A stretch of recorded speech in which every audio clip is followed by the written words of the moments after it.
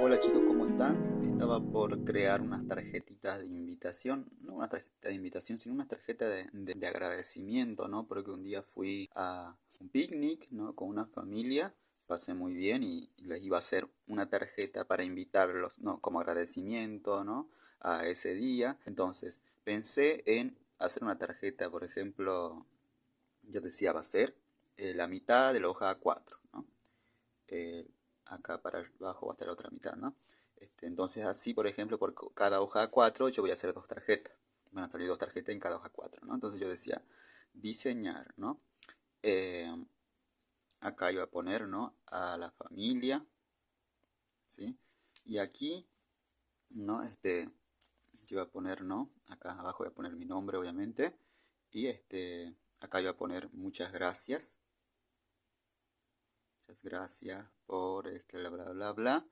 ¿No? Y entonces yo digo, no, pero no me, como que, y acá le iba a poner una imagen, ¿no? Un dibujo de ese día, ¿no? Entonces, yo digo, para diseñar esa tarjeta, ¿no? No solo tiene que ser el título, el tema de ponerle acá, ¿no? El texto de agradecimiento y acá mi firma, ¿no? Y la invitación iba a estar al otro lado, ¿no? Pero el otro tema era que era la estructura de mi tarjeta, ¿no? De agradecimiento. Y tenía que elegir el color y la imagen que iba a poner a esta tarjeta, ¿no? Porque cuando uno crea una tarjeta, incluyen muchas cosas, entre las cuales el color es importante para poder destacar, ¿no? Para que sea armonioso, por ejemplo, ¿no? Si es una tarjeta de invitación a un karaoke o a salir, digamos, una tarde, una noche, pongamos que la tarjeta va a ser en color negro, ¿no? Con letras, no sé, azules o blancas, ¿no? O sea, más tranquilo, ¿no? Y por ejemplo, si es para un evento, por ejemplo, para una invitación, para una boda, ¿no? La tarjeta va a ser otro color, ¿no? Con letras doradas, ¿no? Para un 15 años, las letras doradas y con imágenes, ¿no? En colores que van a hacer que se refiera a que ese evento se trata de eso. No, no vamos a usar cualquier color. Entonces yo digo, ¿qué voy a hacer para poder, ¿no? Para elegir correctamente el color, ¿no? Que es el color que voy a usar en la tarjeta y en el dibujo, ¿no? Entonces me puse a revisar algunas tarjetas que no son en este caso de invitación, pero por ejemplo, en este caso es de una escuela de Bellas Artes, ¿no? Y se festejó y se recordó, ¿no? El cumpleaños. eh, de la escuela, ¿no? Cuando se mudó esta escuela a ese lugar, ¿no? Ya cumplían 10 años ahí y se hizo unas tarjetitas así para pasarles a todo. En este caso pusieron mi nombre, ¿no? Jesús, mire cómo inventaron todo este tema de la imagen, etcétera. Es sencilla, pero está todo estructurado, fíjense, ¿no? Acá arriba, ¿no? El título, la imagen y alrededor es blanco, ¿no? No tiene otro color, ¿no? Y lo que destaca mucho es la imagen, 10 años. Acá abajo le pusieron el logo. Y fíjense la relación entre los colores que usaron, el tono del color que usaron con el color del logo. O sea, no se pierde la composición, no se pierde la distinción del logo con los colores que se usan de la composición. Se van a destacar ambos por igual, ¿no? Ninguno de los dos es como más fuerte que otro, ¿no? Los dos tienen importancia, ninguno se resta importancia, ¿no? Solamente por el tamaño, ¿no? Entonces, los colores también importan. Fíjense también acá en este otro, que como, a ver, mira, esta es una invitación de un artista, se llama Fabián Nani, ¿no? Es un profesor de cerámica y hace esculturas también, es muy bueno. Fíjense cómo eligió los colores, ¿no? Él eligió en este caso el fondo blanco y los bordes en color marrón. ¿Pero por qué eligió marrón? No para tampoco restar importancia a lo que es la escultura, ¿no? Hay una armonía, hay todo un estudio de colores, ¿no? No es que se eligió así nomás porque quedaba bonito, sino que se eligió los tonos, ¿no? Por algo, para destacar algo, ¿no? Para no restar importancia a la figura principal, que en este caso él hizo una muestra de esculturas, ¿no? De madera, tallado de madera, fíjese qué lindas que son, bellísimos. Y eligió los colores, entonces digo, bueno, lo que tenemos que hacer, lo que yo voy a hacer y lo que tenemos que hacer todo a la hora de diseñar algo y pintar algo, ¿no? Para elegir los colores es tener en cuenta los contrastes de ítem. Este, este señor, ¿no? Johannes Itten, ¿no? Tiene un librito que se llama Arte del Color. Fíjense que vamos a deslizar un poquito más abajo. Y él nos habla, ¿no?, de 7 contrastes de colores, ¿no? Acá lo vamos a mencionar, se llaman contrastes del color en sí mismo, contraste de claro-oscuro, contraste caliente-frío, contraste de los complementarios, contraste simultáneo, contraste cualitativo, contraste cuantitativo. Eso lo decimos, ¿no?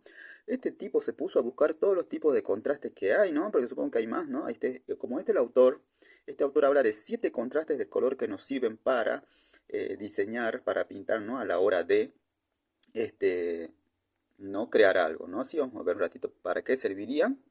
Como yo leí un poco, ¿no? Leí un poco acerca de esto, ¿no? Vi que estos 7 contrastes, ¿no?, que ya mencionamos anteriormente, ¿no?, sirven para, ¿no?, según Johannes Itten, nos ayudarían a comprender y utilizar el color de manera más efectiva, no afectiva, sino en efectiva, en el diseño y el arte. Obviamente el color se usa mucho en diseño y mucho en arte, por supuesto, ¿no?, y en muchas cosas. Hace que ciertos colores nos resalten más, ¿no? Al tener un conocimiento sobre estos tipos de contrastes, ¿no?, hace que cuando vos quieras pintar puedas elegir el color correcto, ¿no? No un color correcto, sino el par de colores correctos porque se trata de contraste, ¿no? Contraste tiene que ver con que un color se diferencia de otro, ¿no? Em, Así, por ejemplo, ¿no?, cuando queremos que un objeto destaque más, vamos a elegir un color específico para ese objeto que contraste con un color con el cual genera más contraste, ¿no? Así, por ejemplo, entonces queremos un objeto que se destaque más, entonces se eligen contrastes que lo favorezcan. ¿Para qué más sirve el contraste de color? Nos serviría para equilibrar una composición y la pintura no resulte un mamarracho, ¿no? Entonces, no, la pintura no va a resultar como que elegimos los colores al azar, así solamente por pintar, por terminar de pintarlo nada más, ¿no? Sino que va a resultar, ¿no?, un equilibrio. A ver, por ejemplo, no sé si se acuerdan que en la clase anterior yo tenía unas imágenes, en este caso siguen acá las imágenes, por supuesto, ¿no? Fíjense que esta imagen de, ¿no?, Clean, ¿no? Fíjense que tiene colores cálidos, ¿no? Entonces él puso un tipo de contraste acá, ¿sí? Él no dijo yo voy a usar contraste de color, ¿no? Sino que el tipo ya había estudiado todos los colores, ¿no? Entonces él, como ya tenía estudiado, ¿no?, ya sabía cómo se manejan los colores, ¿no? Entonces él acá, ¿no?, usó todos los colores armoniosos y para que la composición resulte armoniosa, él tenía conocimiento de estos tipos de contrastes, ¿sí? Tenía conocimiento del color. Entonces la obra resultó armoniosa y emotiva, ¿no? ¿Qué más dice? A ver, dice, de igual manera, los contrastes de color pueden hacer que una composición resulte dinámica o estática, como la obra que acabamos de ver, ¿no? Es una obra dinámica, ¿no?, con las formas y todo eso, ¿no? El color es fuerte, ¿no? Es decir, con movimiento o muy quieta, ¿ok? Nosotros enseguida os voy a mostrarles el tipo de contraste y en qué consiste, ¿ok? Porque ahora estamos viendo la parte teórica y quizá no entendamos tanto, ¿no? ¿Qué permiten los contrastes de color? Permiten crear pinturas emotivas que produzcan calma o tensión, o paz y equilibrio, que, ¿no? Calma o tensión o paz o equilibrio. Todo dependerá del tipo de contraste que se utilice, ¿no? Por supuesto. Bien, ok, yo pude haber preparado un PDF, ¿no? Pero por comodidad lo hice de esta forma para que ustedes vean el libro, por supuesto. Bien, acá tenemos el primer contraste del color, que es el contraste del color en sí mismo. ¿Qué quiere decir esto? Dice, el tipo de contraste más fácil. A ver, leamos. El contraste de color en sí mismo es el más sencillo, ¿no? No requiere gran esfuerzo a la visión, pues para representarlo se puede emplear cualquier color puro y luminoso.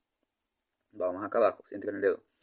Para representar este contraste necesitamos por lo menos 3 colores netamente diferenciados, ¿no? Es decir, para el contraste del color en sí mismo, hace referencia a que es justamente ese contraste que existe entre los colores primarios o colores blanco y negro o cualquier color que sea diferenciado de otro, ¿no? Puede ser cálidos, no puede ser cálido, no. Pueden ser primarios, pueden ser secundarios, pueden ser terciarios, ¿no? ¿Por qué? Porque todos se van a diferenciar, porque el contraste es del color en sí mismo, ¿no?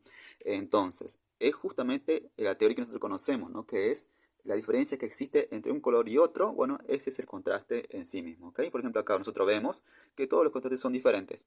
Esa diferencia que existe entre un color y otro, ese es el contraste en sí mismo, ¿ok? Acá pusieron distintos ejemplos. No hay un patrón de decir el contraste en sí mismo consiste entre la diferencia de colores cálidos y fríos, no. O consiste entre claro y oscuro, no. El contraste en sí mismo es la diferencia que existe entre un color y otro. Por ejemplo, negro y blanco. No son colores, son neutros, pero hay diferencia entre negro y blanco.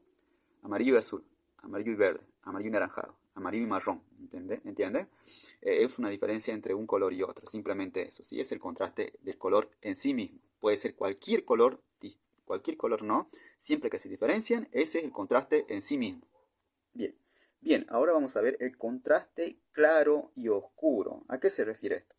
El contraste claro-oscuro no hace referencia a cuando, por ejemplo, hay, ¿no? Una diferencia entre un negro y un blanco. Podría decir que simplemente es eso, ¿no? Vamos a leer un poquito. Dice, la luz y las tinieblas, lo claro y lo oscuro.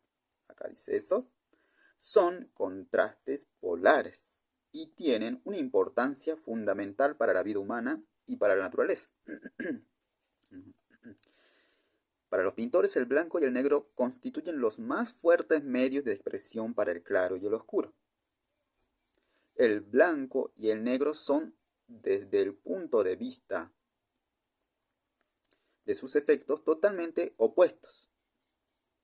Entre estos dos extremos se extiende todo el dominio de los tonos grises y de los tonos coloreados, ¿no? Entonces, sí, ¿qué vamos a entender por contrastes claro y oscuro? Que cualquier color, ¿sí? Por ejemplo, tenemos un frío, ¿no? Un color frío, un color azul, violeta, tenemos un color verde azulado. Entonces, ¿no? Que el color, por ejemplo, verde azulado, eh, nosotros a un azul, ¿no? El azul así es oscuro, ¿no? Por ejemplo, si le ponemos blanco al azul, va a resultar celeste, ¿no? Y se va a crear un color más claro, ¿no? Y si le ponemos a ese azul un poquito de negro, ¿no? Porque el azul ya es oscuro, va a tornar un poquito más oscuro, ¿no? Entonces se va a generar contraste entre un celeste y un azul oscuro, un contraste claro y oscuro, o un contraste entre esos colores, ¿no?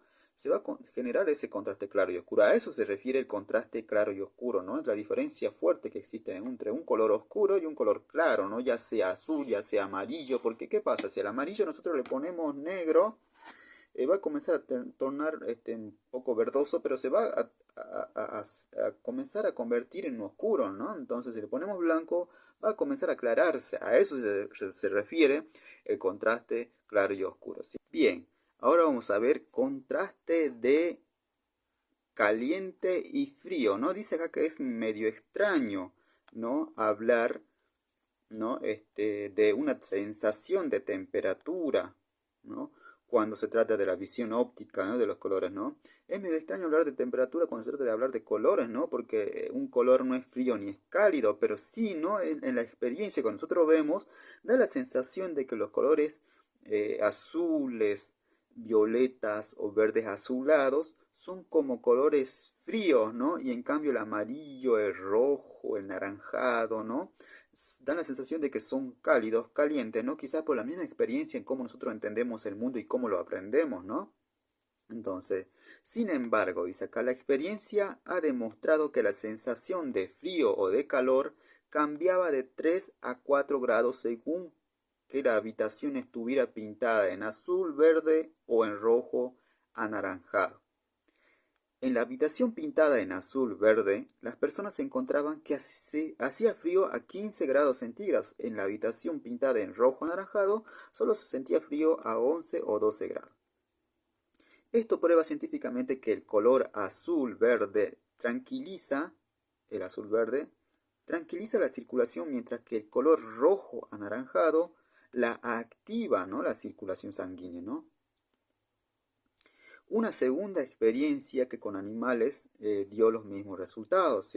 Se dividió una cuadra de caballos de carrera en dos partes. Una se pintó en azul y la otra en rojo anaranjado. En la caballeriza azul, los caballos después de la carrera se tranquilizaron rapidísimo, mientras que en la caballeriza roja permanecieron mucho más tiempo calientes y agitados, ¿no? Por otra parte, no se encontró ninguna mosca en la cuadra azul, mientras que eran abundantes en la caballeriza roja. Es decir, que no, así como las moscas, por ejemplo, salen en temporada, ¿no? de verano, hace calor, ¿no?